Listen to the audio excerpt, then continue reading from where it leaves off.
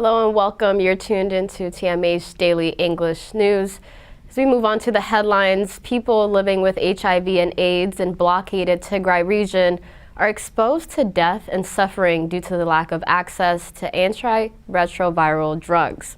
4 Tigray opposition political parties have opposed the politicization of humanitarian aid, and as an 18-month civil war grinds on, Ethiopia is gearing up for a national dialogue, but the divisions have run extremely deep. As we move on to the main stories for today, people living with HIV and AIDS in Tigray have said that they've been exposed to death and suffering due to the lack of access to antiretroviral drugs. Member of the Save the Generation Tigray, an association of people living with HIV and AIDS, said more than 80 of their members have died due to the lack of ARVs. Timnit Bayru has more on this story from Tigray TV. Hiwat Abraha, 21 years HIV positive, has been taking ARVs for the last 21 years. She was one of the pioneers in giving support and care for people with HIV/AIDS for almost 2 decades. For months now, however, we are unable to access our antiretroviral drugs, let alone be provided with care and support. I even took drugs with holy water. She said members who are still alive are suffering from starvation because of the ongoing siege on Tigray and blockade of humanitarian aid. We are suffering not only from lack of medicines, but also from lack of food. We have lost 80 to 90 of our members. This is taking a huge psychological and physical toll on me. The fact that I suddenly collapsed is an indication of the distress we are in. They are giving us medicines to last us just for a week. What will happen to us after that?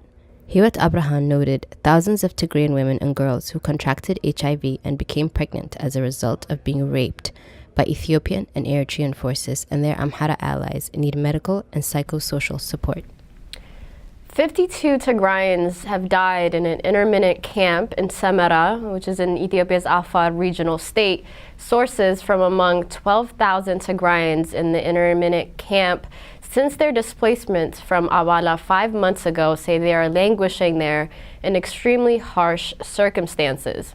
The Tigrayans have called on human rights bodies to come to their rescue, and back in late December, Ethiopian allied forces went to door for 5 days straight in the Awala region of Afar, massacring over 250 Tigrayan civilians.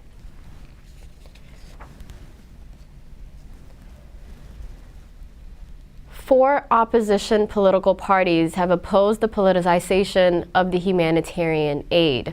The opposition political parties conferred with a delegation of the U.S. Foreign Relations Committee on the current political situation. The 4 opposition's political parties expressed their objection to the idea of linking political as well as military stances with this ongoing humanitarian aid. They also deplored that the Ethiopian government's treacherous alliance with the invitation of foreign armies to commit extreme atrocities against the people of Tigray as well. As an 18-month civil war grinds on, Ethiopia is gearing up for a national dialogue, but divisions have currently run deep. But key armed opposition groups like the Tigray and the Oromo Liberation Army fighting the government have not been invited, and the opposition figures are accusing the government of trying to orchestrate the process without them. Critics say this just renders the process meaningless. Like others, Musa Adam, head of the opposition Afar People's Party, objects to the timing of the dialogue process. Musa said the purpose of any dialogue should be stopping people going to the battlefront and healing the wounds of war, adding that a ceasefire and the humanitarian access to the conflict-ridden areas and the withdrawal of the forces should immediately come first. Aside from the Tigray war and the threat of the OLA, Ethiopia is grappling with a long-running insurgency in the western Benishangul Gumuz region, as well as sometimes violent tensions over the land between the Oromo and the Amhara communities, and the boundary dispute involving the Somali and Afar states as well. The opposition parties have also questioned whether the ruling Prosperity Party's stated commitment to the national dialogue is genuine. Abiy has already dismissed as unconstitutional the prospect of a transitional government, a key demand for the opposition figures in the Oromia region. Rahel Bafe, chairwoman of the Ethiopian Political Parties Joint Council, a coalition of more than 50 opposition groups, said the Prosperity Party is approaching the dialogue as an arbiter of the process rather than as another equal stakeholder against whom accusations will eventually be leveled. Rahel says the selection process for the commissions was not clear and not claims the opposition parties were not consulted as well.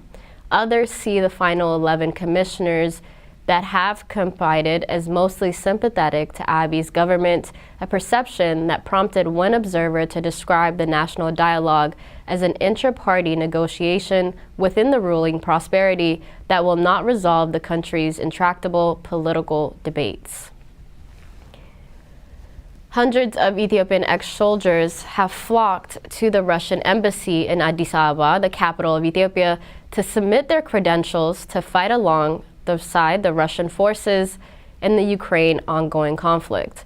Speaking to Anadolu Agency, one of the applicants, Corporal Tarek Enwase, said, "I heard that the registration was ongoing at the embassy. Some said it was an employment for Russian private security companies. Others said it was to join in support of the Russian army. Either way, I'm here to try my luck," he says. The corporal, who said he fought in the 2-year Ethiopian-Eritrean War from 1998 to the year 2000, was at the spot nearer to the gates in the long multi-column queue. Anadolu Agency spoke with many others in the crowd, all of whom wanted to hide their identities for personal security reasons, but all of them said their motive is to enlist and was more economic than anything else. They said they want to have a better life for their families and leave Addis Ababa for good. The embassy, however, denied it was recruiting, and the Ethiopian government has also kept silent on the matter so far. "Thank you for having come out here to show support for Russia, but we have enough army and your services may not be needed," was what the embassy told the crowd at one point, apparently after the arrival of journalists at the gate seeking to interview the Russian diplomats about this registration. Bunches of original documents were coming out of the embassy premises, while others were being collected and conveyed through a tiny room attached to the main entrance. Meanwhile, there have been reports that allege that Ukraine has also been seeking to recruit African soldiers, a move that was met with extreme criticism from countries such as Nigeria, Senegal, and Algeria so far. As this ongoing conflict continues, Ethiopia's inflation rate has risen to 34.7% in March, which is up from 33.6% just back in February. According to the latest data released by Ethiopia's Central Statistical Agency, the inflation rate for food items reached 43.4% in March, the highest in several years. The CSA said the non-food inflation reached 23.5% in March alone, and a slight increase from February when it stood at 22.9%. The steady increase in the rate of the inflation in Ethiopia indicate the failure of administrative measures by the local and federal authorities to control inflationary pressure.